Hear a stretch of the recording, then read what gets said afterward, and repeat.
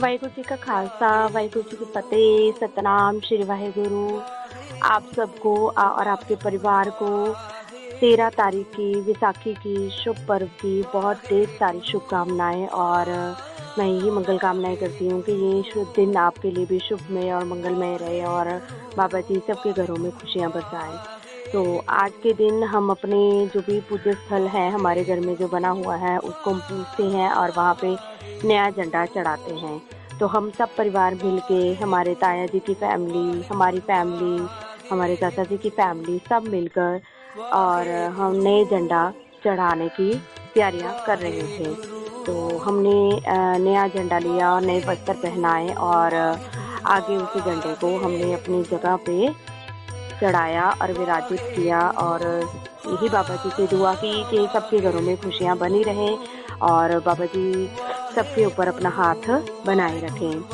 तो इस तरीके से हमने नया झंडा हमारी जगह पे चढ़ाया। हमारे यहाँ पे ये जो जगह बनी हुई है ये हमारे बाबा बड़भाग सिंह जी की जगह है, जिसको हमारे पूर्वज बहुत मानते हैं और हम आगे चाहते हैं कि हमारी आने वाली पीढ़ी भी हमारे रीति रिवाजों को जाने और हम अपने धर्म के साथ जुड़े रहें। तो इस तरीके से हमने झंडा फहराया सारे परिवार वालों ने मिलके। इस दिन हमारी बेटियां भी हमारे घर आती हैं और सब मिलजुल कर नया झंडा चढ़ाते हैं और सब मिलजुल कर नया प्रसाद बनाते हैं। तो बहुत ही तेज तूफान चल रहा था, बहुत ही बारिश थी आज के दिन। वैसे ये कार्य हम लोग 13 तारीख को करते हैं, बट इस दिन नहीं हो पाया किसी रीजन की वजह से और हमने ये कार्य 14 अप्रैल को हमने ये कार्य किया हमारे घर में, क्योंकि ये कार्य करना बड़ा जरूरी है। जब भी ऐसा नहीं है कि सिर्फ एक ही परिवार मिलके इस कार्य को करता है, कि हमारे परिवार में जितने भी फैमिली मेंबर्स हैं सब मिलजुल कर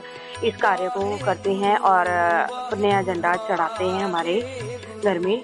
तो आप देख ही रहे हैं कि भी कितनी तेज हवाएं चल रही हैं और कितना मतलब हमारे हिमाचल में तूफान आया हुआ है।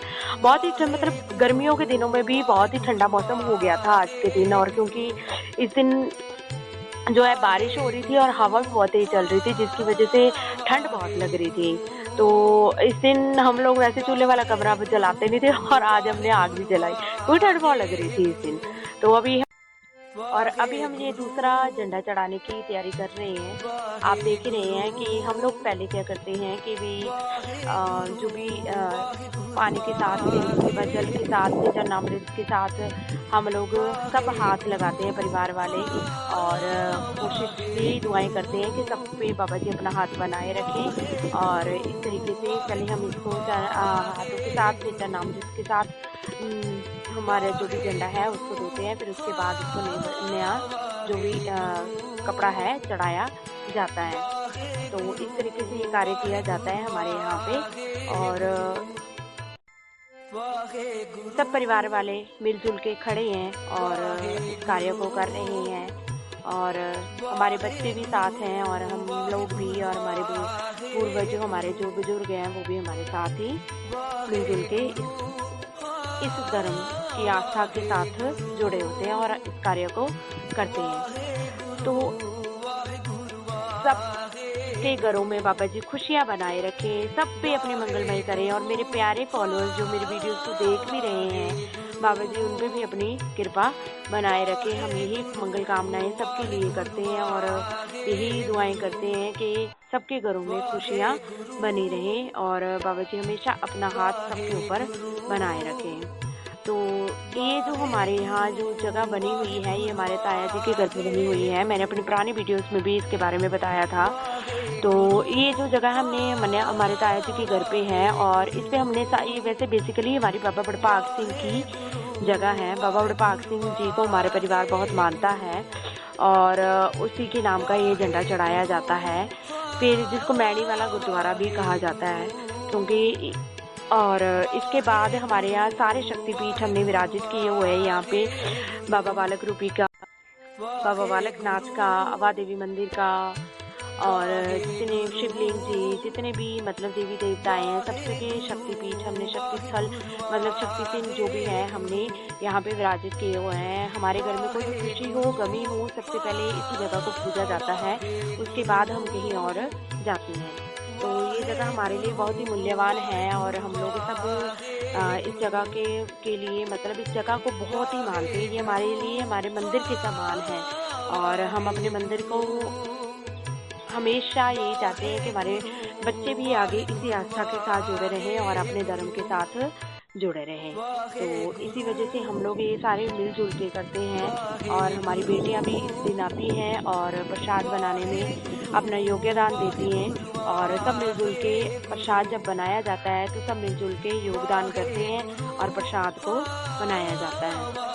तो इस तरीके से हम लोग ये कार्य आज के दिन करते हैं। बहुत ही ठंड थी, बहुत ही बारिश हो रही थी और जब झंडा चढ़ाया भी जा रहा था तब भी बहुत मतलब उस टाइम पे भी बड़ा तूफान चल रहा था। बड़ी ठंड मतलब महसूस हो रही थी उस दिन। वैसे यहाँ इतनी ठंड नहीं होती है, धूप होती है, गर्मी भी होती है, पर आप लोगों को हमारी वियरिंग से पता चल ही रहा होगा, कइयों ने मोटे कपड़े डाले हैं, कइयों ने गर्मी के कपड़े डाले हैं, तो क्योंकि ठंड है, हिमाचल है तो हिमाचल में कभी भी मौसम पलट जाए पता ही नहीं चलता है। तो मेरे ख्याल से अपर इलाकों में बर्फ पड़ रही होगी, तो इसी वजह से हमारे हमीरपुर एरिया में ठंड काफ़ी ज़्यादा थी आज के दिन। तो इस तरीके से हमने ये जो है हमारा दूसरा झंडा जो है उसको हमने चढ़ाया और उसके बाद हमने जितनी भी शक्ति हमारे पीठ हमने जो शक्ति स्थल बनाए हुए हैं उन पे हमने नए-नए मतलब वस्त्र धारण किए। उसके बाद हमने सब हमारे बालक रूपी जी को और जो हमारे बच्चे हैं और सब जी की सेवा की।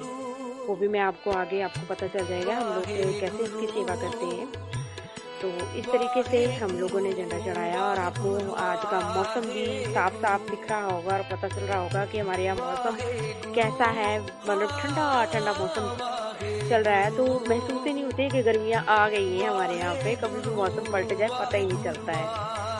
तो इस तरीके से हमने ये कार्य किया। इसके बाद हम लोगों ने सब प्रसाद बाँटा और रोट चढ़ाया और फिर प्रसाद सबने खाया। इसके बाद हमने बाबा जी के शब्द भी गाए, कीर्तन किया और उसके बाद हमने लंगर भी खाया।